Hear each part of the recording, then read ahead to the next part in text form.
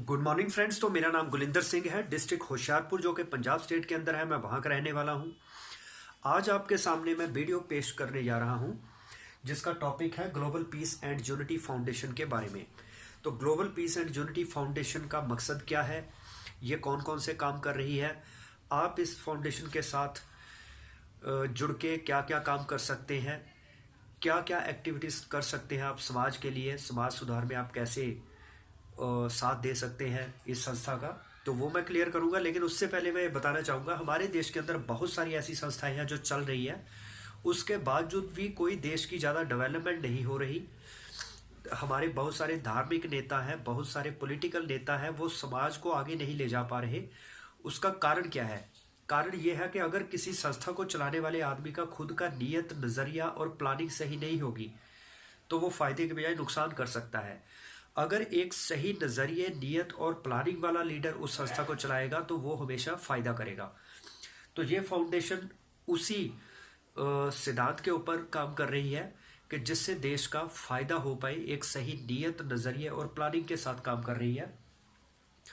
तो एक सही नज़रिया जो है ये किस तरह से समाज का फायदा करता है, ये मैं बताना चाहूँगा आपको एक स्टोरी के माध्यम से। तो दोस्तों, एक बार क्या हुआ, एक लीडर था, उसने लोगों को एक एग्जाम्पल के साथ ये समझाना चाहा कि किस तरह से एक खराब नज़रिया लोगों का नुकसान कर सकता है। एक सही लीडर अगर लीड करे, सही नज़रिए वाला लीडर अगर लोगों का अगुवाई करे तो किस तरह से लोगों का फ़ायदा हो सकता है, वो आपको मैं अब स्टोरी के माध्यम से बताऊंगा।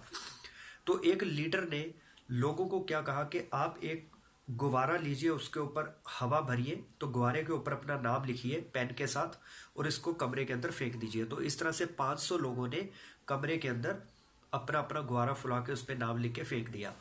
तो अब उस लीडर ने कहा कि 10 मिनट के अंदर सभी लोगों को अपना अपना गुब्बारा ढूंढ के लाना है।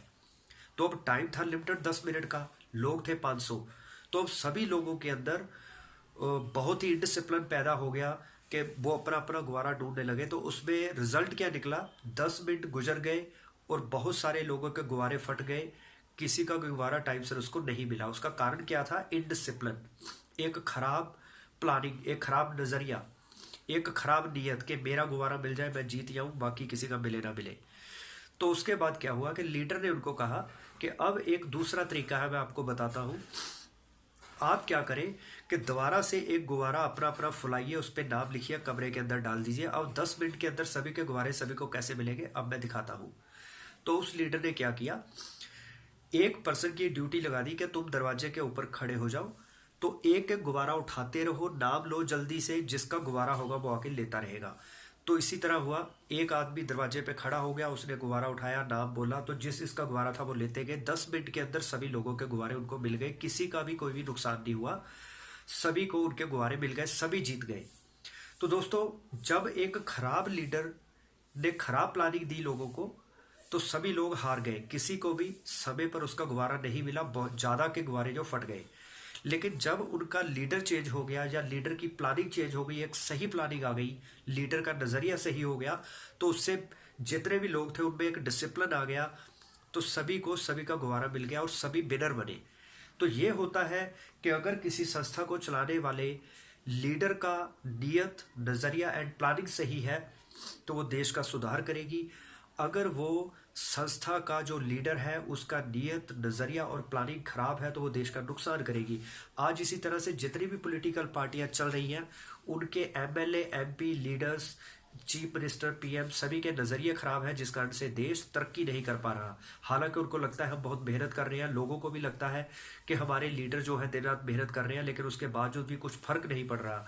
तो इसी तरह धार्मिक नेता में भी ऐसे ही है, जितने भी हमारे धार्मिक गुरु हैं उनके भी नियत, नज़रिया और प्लानिंग सही ना होने के कारण समाज का उतना फायदा नहीं हो रहा है। तो global piece and unity foundation जो है ये एक सही नियत, नज़रिया और प्लानिंग के साथ काम कर रही है। तो आप इसके साथ जुड़ के क्या क्या काम कर सकते हैं तो वो मैं अब आपको बताऊंगा।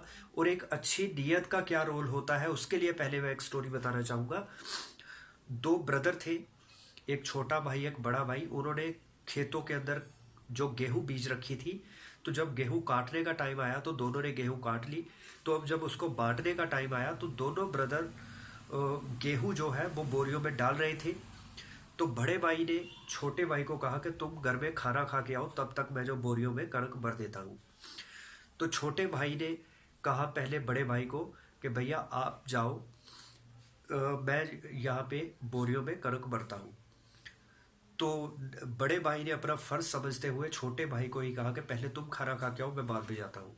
तो छोटा भाई जब घर चला गया तो उसके बाद जो उसका बड़ा भाई था उसने क्या किया कि अपनी बोरियों में कणक थोड़ी सी कम भरी, अपने थोड़ा सा हिस्सा जो है वो अपने ब्रदर की बोरियों में कणक ज़्यादा डाल दी। तो उसके बाद जब वो छोटा भाई आ गया तो अब उसने बड़े भाई को कहा कि आप खाना खाइए, मैं बाकी कणक जो बची है बोरियों में भरता हूँ। तो छोटे भाई ने क्या किया, उसने अपने बोरियों के अंदर कणक थोड़ी कम डाली, भाई की जो बोरियां थी उसमें कणक ज़्यादा डाली। तो इस तरह से डाली कि जजमेंट ना हो कि इसमें ज़्यादा है इसमें कम है, तो इस तरह से डाल दी। तो अब दोनों भाइयों ने एक दूसरे का फायदा सोचा, अपने हिस्से की कणक दूसरे को दे दी। तो अब दोनों के पास हिस्सा तो बराबर ही रहा है ना, क्योंकि बड़े भाई ने छोटे भाई को कणक ज्यादा दी थी, छोटे भाई ने बड़े भाई को ज्यादा दी थी, हिस्सा तो दोनों के पास बराबर रहा। लेकिन दोनों अंदर से खुश थे कि हमने अपने ब्रदर की हेल्प की है। तो अब उनके माइंड में चल क्या रहा था, बड़े भाई के मन में यह चल रहा था कि यार मेरी तो शादी हो चुकी है, तो मेरा तो गुजारा चल ही रहा है, कल को मेरे ब्रदर की अब शादी होगी, इसकी घरवाली आएगी, रिश्तेदारी बढ़ेगी, तो इसको अनाज की ज़्यादा ज़रूरत पड़ेगी, तो मैं अपने हिस्से का कुछ अनाज इसको ज़्यादा दे देता हूँ। तो छोटे भाई को ये लग रहा था मैं तो अकेला हूँ, तो अभी मेरा खर्चा कम है, तो मेरे ब्रदर की कबीलदारी है, इसके बच्चे हैं, वाइफ है, तो इसको ज़्यादा कणक की ज़रूरत है। तो उसने क्या किया, अपने हिस्से की जो कणक है वो अपने ब्रदर को दे दी। तो इससे हुआ क्या, दोनों को कोई भी लॉस नहीं हुआ, दोनों को उतना हिस्सा मिला जितना मिलना था। लेकिन एक सही सोच के साथ दोनों में आपसी प्यार था, भाईचारा था, दोनों मिलजुल के रहते थे, उनके घर कोई भी लड़ाई नहीं थी, तो परिवार पूरा खुशी के साथ रहता था। तो ये एक जब हमारी सही नीयत होती है दूसरे को बांटने की, दूसरे का भला करने की, तब ही हम आगे बढ़ते हैं। तो एक सही नीयत और एक सही नज़रिया और एक सही प्लानिंग, ये तीनों चीज़ें बहुत ज़रूरी हैं। तो जितनी भी संस्थाएं चलती हैं, अगर उनकी नीयत खराब है कि हमें लोगों को किसी तरह लूटना है, तो वो समाज का भला कैसे करेगी। तो अगर उनकी नीयत ये होगी कि सच्चे मन से हमें समाज का भला करना है, फिर ही वो भला कर पाएंगे।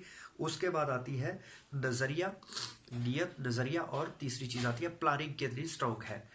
तो अब ग्लोबल पीस एंड यूनिटी के बारे में मैं बताता हूँ कि जिस संस्था में क्या क्या चीज़ों पे काम करती है, हेल्थ के ऊपर, एजुकेशन के ऊपर, electricity, air pollution, religion, politics, barter, social life, employment, family planning, self development और टैक्स, सिंप्लिसिटी। तो ये पूरे समाज को अच्छा करने के लिए जो कुछ सेक्टर हैं जिनके ऊपर हम डेली तौर पे काम करते हैं, जब जिसकी रोज़मर्रा की ज़िंदगी में हमें ज़रूरत होती है। अगर हम हेल्थ की बात करें तो हमारी हेल्थ सही रहे उसके लिए हम क्या क्या कर सकते हैं, जो संस्था लोगों को इस बारे में अवेयर करती है। ठीक, तो जिसमें ब्लड डोनेशन हो सकती है, आपका ब्लड ग्रुप क्या है, इसके अलावा हेल्थ अवेयरनेस कैंप जिसमें बताया जाता है कि लीवर कैसे ख़राब होता है, हार्ट की प्रॉब्लम्स कैसे आती है, ब्रेन की प्रॉब्लम्स कैसे आती है, शरीर की और मेजर प्रॉब्लम्स कैसे आती है, इनसे कैसे बचा जाए। तो उम्र के साथ हम अपनी लाइफस्टाइल को कैसे चेंज करें ताकि हमें डॉक्टरों को पैसा ना देना पड़े। एलोपैथी, आयुर्वेदिक, इस तरह से जो अलग अलग ट्रीटमेंट है उनमें से कौन सा बेहतर है, इस तरह की एजुकेशन जो है इसमें हेल्थ से रिलेटेड दी जाती है। इसके बाद एजुकेशन में पुराने बच्चों की बुक्स डोनेट की जाती है अदर बच्चों को। तो इस तरह से फ्री कोचिंग दी जाती है कि बच्चों को एजुकेट करने के लिए। इस तरह से किड्स को अच्छे मैनर्स या एटिकेट्स दिए जाते हैं।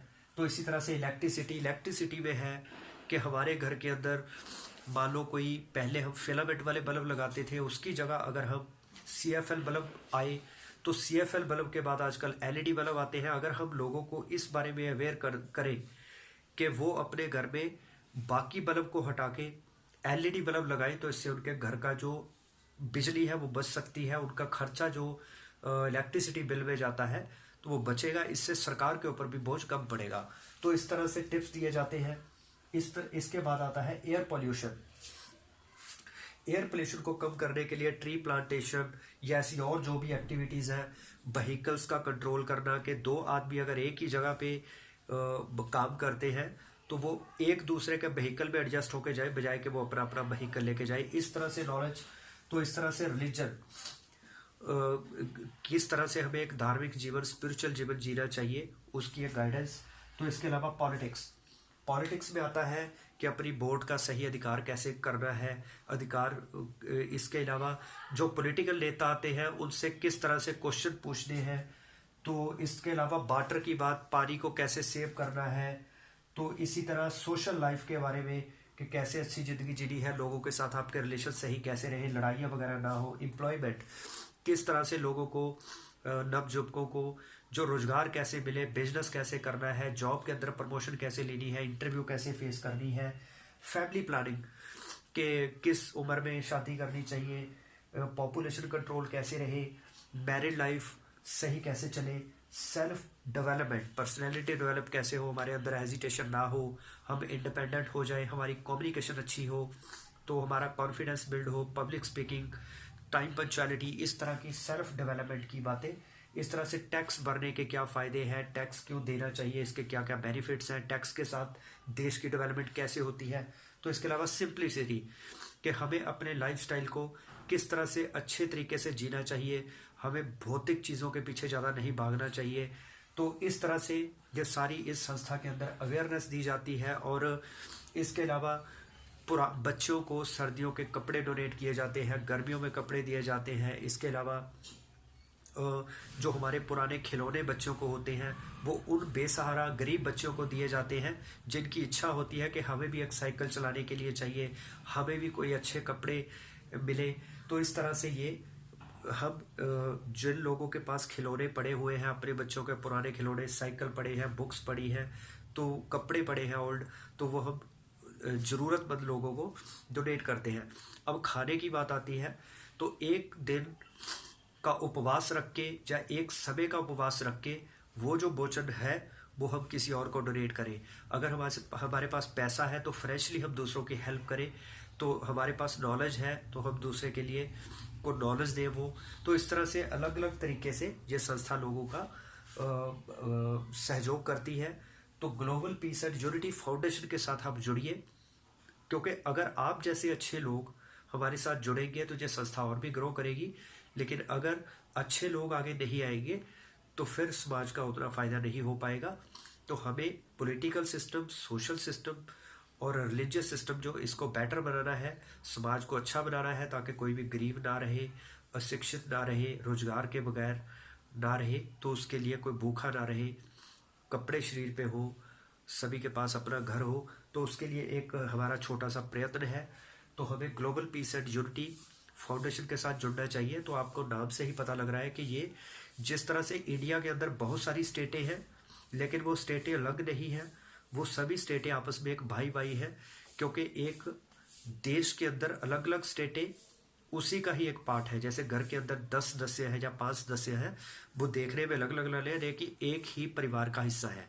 तो इसी तरह से पूरा वर्ल्ड हमें अलग लगता है लेकिन उसके अंदर बहुत सारी कंट्रियां हैं, वो सभी कंट्रियां स्टेटों की तरह एक ही परिवार है। तो हमें पूरे वर्ल्ड की जो हिंदू, मुस्लिम, सिख, ईसाई अलग अलग धर्म हमने बना लिए हुए हैं, जो अलग अलग जात पात बना ली हुई है, हमें उसको मिटा के एक जो धर्म है, प्रेम का धर्म, इंसानियत का धर्म, सच्चाई का धर्म, उसका प्रचार करना है, ताकि दुनिया के अंदर कोई भी अपने आप को सिख, ईसाई, मुस्लिम, हिंदू ना समझे। सभी लोग अपने आप एक सही नियत, नज़रिए और प्लानिंग के साथ आपस में मिल के रहे, कोई भी वैर विरोध ना हो, तो लोगों के अंदर आंतरिक शांति हो, उनके अंदर यूनिटी हो, भाईचारा हो, ताकि कोई किसी के साथ लड़ाई ना करे।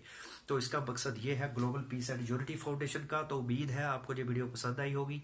तो इस वीडियो को लाइक एंड शेयर जरूर करें और चैनल को सब्सक्राइब करें, बेल आइकन को प्रेस करें, ताकि आने वाले वीडियोज़ की नोटिफिकेशन आपको मिलती रहे। तो इन्हीं शब्दों के साथ मैं आपसे विदा लेता हूँ। धन्यवाद।